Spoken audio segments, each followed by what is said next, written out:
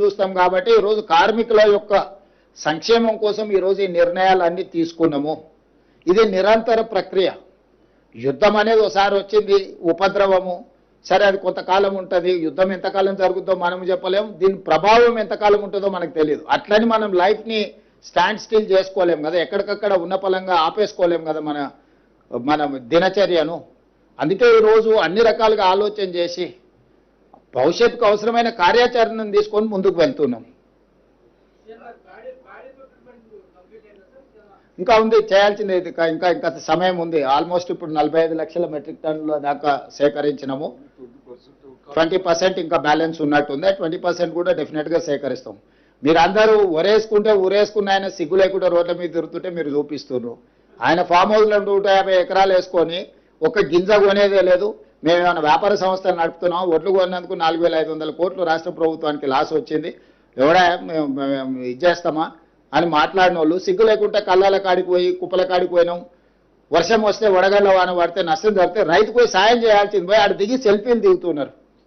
రైతు చచ్చిపోతే ఆ కుటుంబానికి సానుభూతి చేసి గతంలో 1000 కోట్లు కొల్లగొట్టిన నాటికెళ్ళి ఆ కుటుంబానికి 2 లక్షలు 5 లక్షలు ఏమైనా ఆర్థిక సహాయాన్ని అందిస్తారు అనుకో, ఎవరు పల్లికిలు ఇస్తారు. పోయి వాళ్ళ శవము వాళ్ళు చనిపోయి వాళ్ళ కుటుంబం దుఃఖంతో ఏడుస్తుంటే పల్లికిలు ఇసుకుంటే ఫోటోలు దిగి చూసేరా రైతు చచ్చిపోయినారు. రైతు చచ్చిపోయింది చూసేది ఏంది, అందరికీ తెలుసు కదా. దొంగ సొమ్ము అంత ఉంది, కొంచెమన్నా వాళ్ళకి ఇవ్వచ్చు కదా. అసలు ఏ మాత్రము మానవత్వం కానీ మనిషికి ఉండాల్సిన కనీస ఏమంటారు విలువ కానీ అసలు మనుషుల్లాగానే బిహేవ్ చేయట్లేదు టీఆర్ఎస్ వాళ్ళు. ఏ ఇయర్ అయినా నేను చెప్తున్నా, కంపేర్ చేద్దాం 10 సంవత్సరాలు ఏ ఇయర్ అయినా మేము ఒక సీజన్లో ఉన్న దాంట్లో ఎంత ఉన్నారో లెక్క తీద్దాము. గతంలో 6 నెలలు పట్టేది సివిల్ సప్లైస్ కార్పొరేషన్ డబ్బులు ఇవ్వడానికి, ఇప్పుడు 72 గంటలలో రైతు ఖాతాలో మేము వేస్తున్నాము.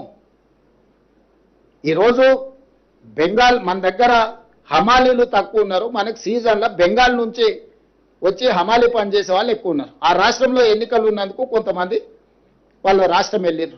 3-4 రోజుల మధ్యలో కొంత గ్యాప్ వచ్చింది. నిజంగానే రైతుకు సమస్య వచ్చింది, మాకు దుఃఖం ఉన్నది, రైతు పట్ల మాకు కన్సర్న్ ఉన్నది. మేము వీలైనంత వరకు ఎంబడిపడి క్షేత్రస్థాయిలో కలెక్టర్లను మంత్రులను అందరిని పంపించి మేము ప్రయత్నం చేస్తున్నాం. మీరు కూడా ఏదైనా సూచన చేయండి. వాళ్ళ చావుల మీద పేలాలు ఏరుకోవాలని ఈ శవాల రాజకీయాలేంది, కొంచెమన్నా సిగ్గుపడాలి కదా. ఒరేస్తే ఉరేసుకుంటారని చెప్పిన వాళ్ళు ఒరేసుకుంటే ఉరేసుకున్నట్టే మేము కొనమని నిక్కచ్చిగా మేమన్నా వ్యాపార సంస్థను అర్థమైతే లేదు.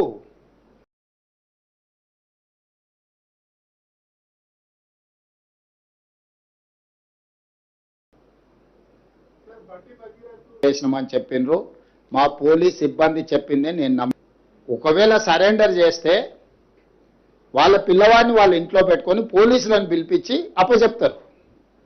అప్పజెక్షను మీ ఇల్లా నా ఇల్లా, రోడ్డు మధ్యలో పోలీసులు నాకాబందీ చేసి వెహికల్స్ని చెక్ చేస్తున్నప్పుడు అప్పా జంక్షన్లో బండి భగీరథ పోలీసులకు చిక్కిండు. ఇది మా పోలీసులు నాకు చెప్పింది. నిజంగానే అతన్ని సరెండర్ చేసేది ఉంటే అతను ఎక్కడున్నాడో అక్కడికి ఈడ మా అబ్బాయి ఉన్నాడు, మీరు వచ్చి పోలీసులు ఇతన్ని సరెండర్ చేసుకోండి అని చెప్పిండ్రు అనుకోండి, అప్పుడు మనం సరెండర్ అనుకోవచ్చు.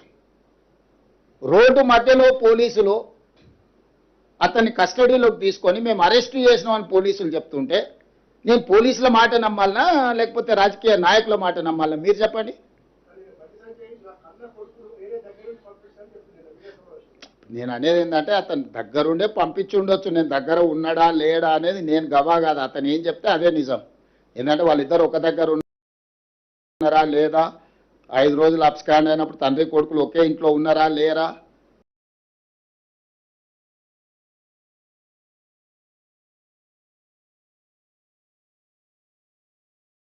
ఇది కాదు కదా. మేము చాలా సిస్టమేటిక్గా విశ్లేషించుకొని కంప్లైంట్ వచ్చిన వెంబడే ఎఫ్ఐఆర్ చేసి ఒక పద్ధతి ప్రకారం ఈరోజు ప్రభుత్వం చర్యలు తీసుకున్నది. మా చర్యల్ని ప్రజలు కానీ